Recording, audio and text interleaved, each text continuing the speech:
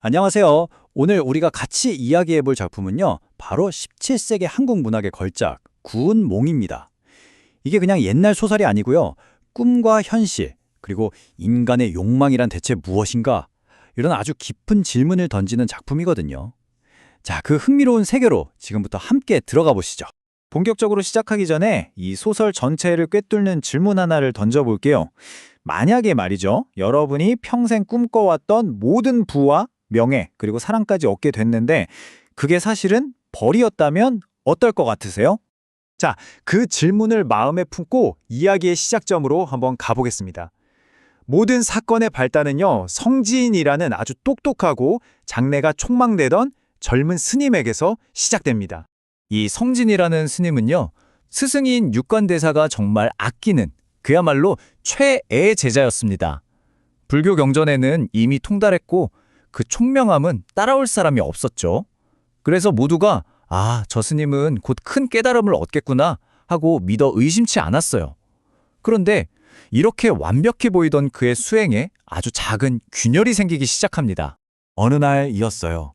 스승의 심부름으로 용궁에 다녀오던 길에 성진이 돌다리 위에서 8명의 서녀와 정말 운명처럼 마주치게 됩니다. 이 서녀들의 아름다운 모습, 그리고 재치 넘치는 대화를 나누는 그 순간, 성진의 마음속에 그동안 꽁꽁 억눌러왔던 세속적인 욕망이 스물스물 피어오르기 시작한 거죠. 자, 이걸 보시면 성진의 내적 갈등이 확 와닿으실 거예요.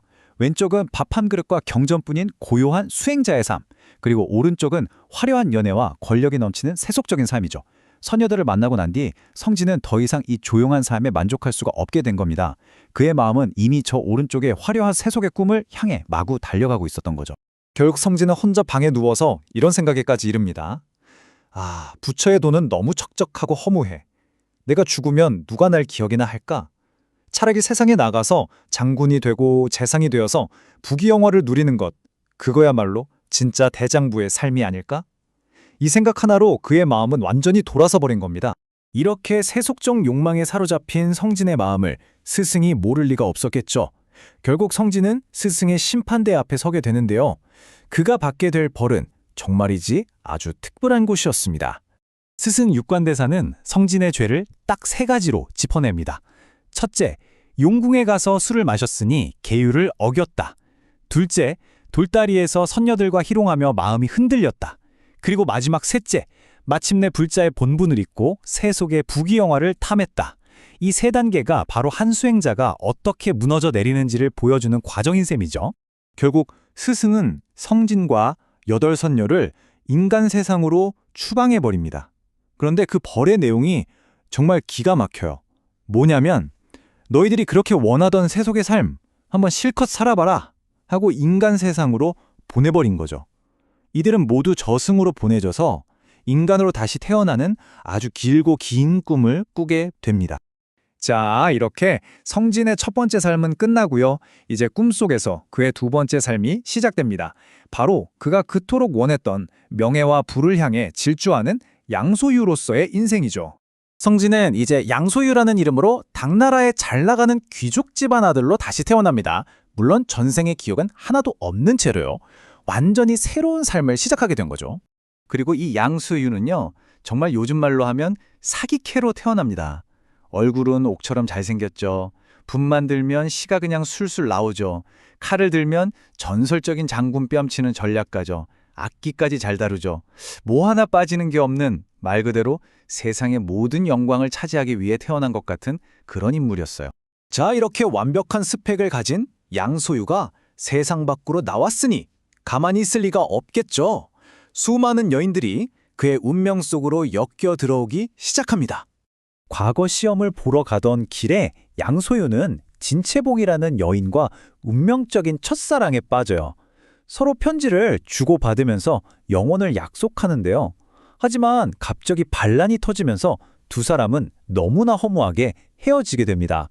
세속의 사랑이라는 게 얼마나 덧없는지를 보여주는 양소유의 첫 번째 시련이었죠. 그 후에 낙양이라는 도시에 도착한 양소유는 당대 최고의 기생인 개서모를 만나게 됩니다. 쟁쟁한 경쟁자들이 많았지만 양소유는 즉석에서 지은 기가 막힌 시한수로 모든 경쟁자를 물리치고 그녀의 마음을 단번에 얻어버리죠. 정말 대단하죠? 하지만 이 소설의 로맨스 파트에서 진짜 하이라이트는 바로 지금부터입니다. 이건 단순한 사랑 이야기가 아니라 지략과 정체를 건 한판 승부거든요. 이제 양소유 앞에 끝판왕이 나타납니다. 바로 수도 장안에서 가장 똑똑하고 또 만나기는 하늘의 별따기라는 정경패 낭자입니다. 양소유는 그녀의 소문을 듣자마자 아, 저 여자말로 내 짝이다 하고 자신의 모든 것을 걸고 그녀의 마음을 얻겠다고 결심하죠. 그런데 문제가 있었어요. 정경패는 집안 깊숙한 곳에만 머물러서 외부 남자를 절대 만나주지 않았거든요. 그래서 양소유가 무슨 생각을 하냐면요.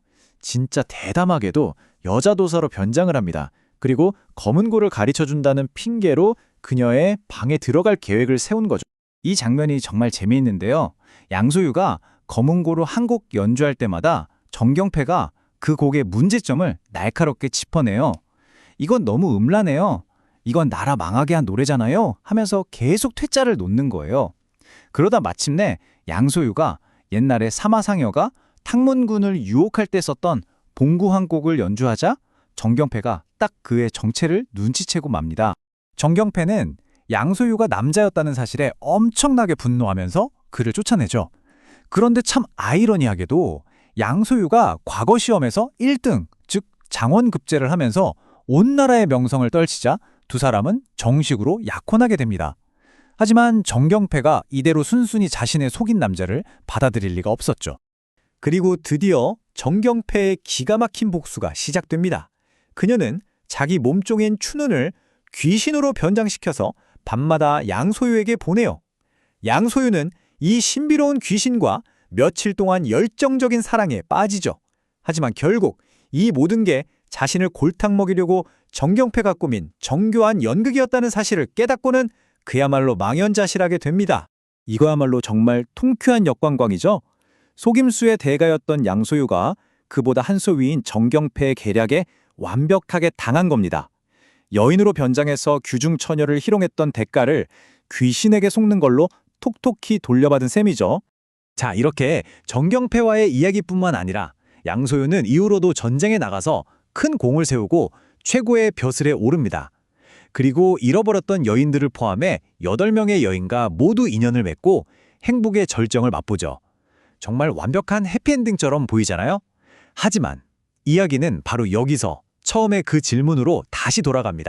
양소유는 자기가 원했던 모든 걸 잃었습니다. 최고의 권력, 엄청난 부, 그리고 사랑하는 여인들까지 완벽한 삶이죠. 하지만 소설은 맨 마지막에 우리에게 이렇게 묻습니다. 만약 당신이 이룬 이 모든 눈부신 성공과 행복이 그저 하룻밤의 짧은 꿈에 불과하다면 어떨까요? 그 꿈에서 깨어났을 때 당신에게 진짜로 남는 것은 과연 무엇일까요?